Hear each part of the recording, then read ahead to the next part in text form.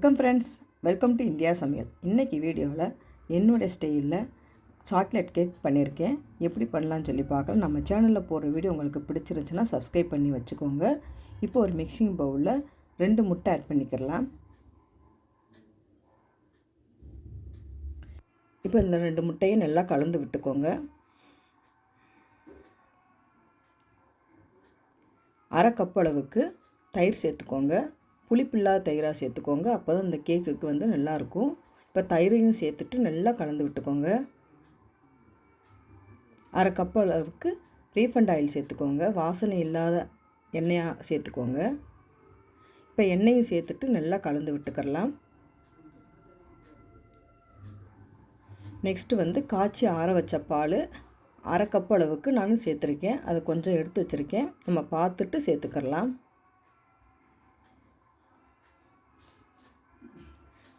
Next பார்த்தீங்கன்னா vanilla extract 2 teaspoon அளவுக்கு சேர்த்துக்கோங்க. நம்ம 2 முட்டை ஆட் பண்ணியிருக்கோம், முட்டை வாசனை இல்லாமல் இருக்கிறதுக்கு.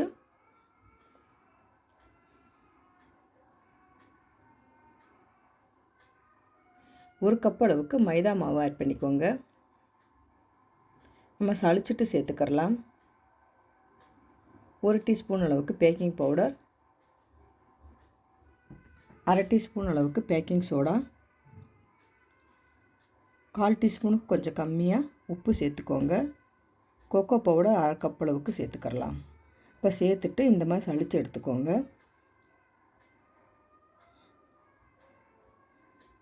நல்லா கலந்து விட்டு சளிச்சுக்கரலாம். இப்போ பார்த்தீங்கன்னா தெரியும், அதில் இந்த மாதிரி சின்ன சின்ன கப்பி மாதிரி இருக்கும். இப்போ நல்லா கலந்து விட்டுக்கோங்க.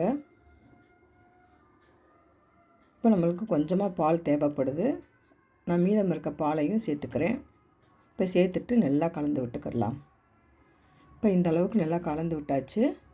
நான் 1 கப் அளவுக்கு சுகரை பவுடர் ஆக்கி வச்சுருக்கேன், அதை சேர்த்துக்கிறலாம். இப்போ சேர்த்துட்டு நல்லா கலந்து விட்டுக்கோங்க. இதோட 2 டீஸ்பூன் அளவுக்கு பட்டர் ஆட் பண்ணிக்கோங்க. அது ஸ்கிப் ஆயிடுச்சு. இப்போ கேக் மோல்டில் இந்த மாதிரி பட்டர் சீட்டு போட்டு வச்சுருக்கேன். இப்போ நம்ம மாவு சேர்த்துடலாம்.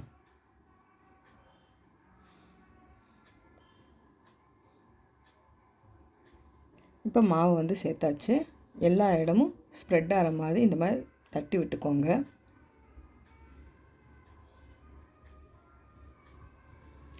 இப்போ மேலே இந்த மாதிரி சாக்கோ சிப்ஸ் சேர்த்துருக்கேன். இது ஆப்ஷனல் தான், நான் சேர்த்துருக்கேன். இதை நீங்கள் சேர்க்க வேண்டாம். ஏன் சொல்கிறேன்னா, நல்லா சூடாக அது ரொம்பவும் மெல்ட் ஆகி ரொம்ப க்ரீமி ஆயிரும். நம்ம கேக் வெட்டுறப்போ ஒரு மாதிரியாக தெரியும். அதனால் நீங்கள் வெந்த பிறகு கூட எடுத்து வச்சுக்கிறலாம். இப்போ நான் ப்ரீ ஹீட் பண்ணி வச்சுருக்கேன். இப்போ கேக் மோல்டை வச்சிடலாம். ஸ்டவ்வை லோ ஃப்ளேமில் வச்சு 45 நிமிஷம் வேக வச்சு எடுத்துக்கிறலாம். இப்போ நம்ம எடுத்து பார்க்கலாம். பார்த்திங்கனாலே தெரியும், நல்லா வெந்து வந்திருக்கு. அந்த மேலே அந்த சாக்கோ சிப்ஸ் எல்லாம் பார்த்திங்கன்னா நல்லா கிரீமி மாதிரி வந்திருக்கு. சைடில் இந்த மாதிரி குத்தி பாருங்கள், நல்லா வெந்துருச்சு. கொஞ்சம் கூட ஒட்டவே இல்லை.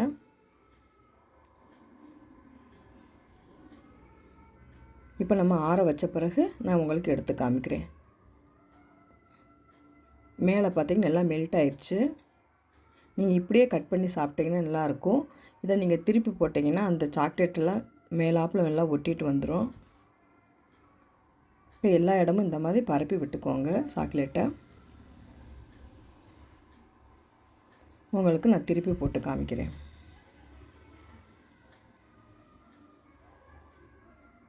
பாருங்கள் ஃப்ரெண்ட்ஸ், எவ்வளோ ஒட்டாமல் வந்திருக்குன்னு பாருங்கள். அந்த பட்டர் சீட்டெல்லாம் எடுத்துடலாம். நீங்கள் அப்படியே எடுத்துட்டு வேறொரு தட்டில் மாற்றிக்கோங்க.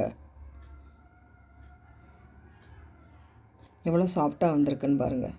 இதை வேறொரு தட்டில் மாற்றிக்கிடலாம். ஏன்னா உள்ளே அந்த கிருமியாகவும் அந்த தட்டில் ஒட்டியிருக்கும். நம்ம அப்படியே திருப்பி போட்டோம்னா அந்த கிருமியெல்லாம் அந்த சாக்லேட்டில் ஒட்டிக்கிறோம் கேக்கில். இப்போ எல்லா இடமும் நான் நல்லா பரப்பி விட்டாச்சு. உங்களுக்கு கட் பண்ணி காமிக்கிறேன். எவ்வளோ சாஃப்டாக வந்திருக்குன்னு பாருங்கள். சூப்பரான சாக்லேட் கேக் ரெடி ஆயிடுச்சு. நீங்களும் இந்த மாதிரி ட்ரை பண்ணி பாருங்கள் ஃப்ரெண்ட்ஸ். நீங்கள் மேலாப்பு அந்த சாக்லேட்டை க்ரீமியாக்கி நீங்கள் போட்டுக்கிறலாம். சாக்லேட்டை வந்து நல்லா மெல்ட் பண்ணிவிட்டு அதுக்கப்புறம் நீங்கள் மேலாப் சேர்த்துக்கிட்டிங்கன்னா நல்லாயிருக்கும். ட்ரை பண்ணி பார்த்துட்டு கமெண்ட் பண்ணுங்கள். உங்களுக்கு இந்த வீடியோ பிடிச்சிருந்துச்சுன்னா லைக் பண்ணுங்கள், ஷேர் பண்ணுங்கள், கமெண்ட் பண்ணுங்கள். உங்களை நான் வேறு விடைய சந்திக்கிறேன். பாய். தேங்க்ஸ் ஃபார் வாட்சிங்.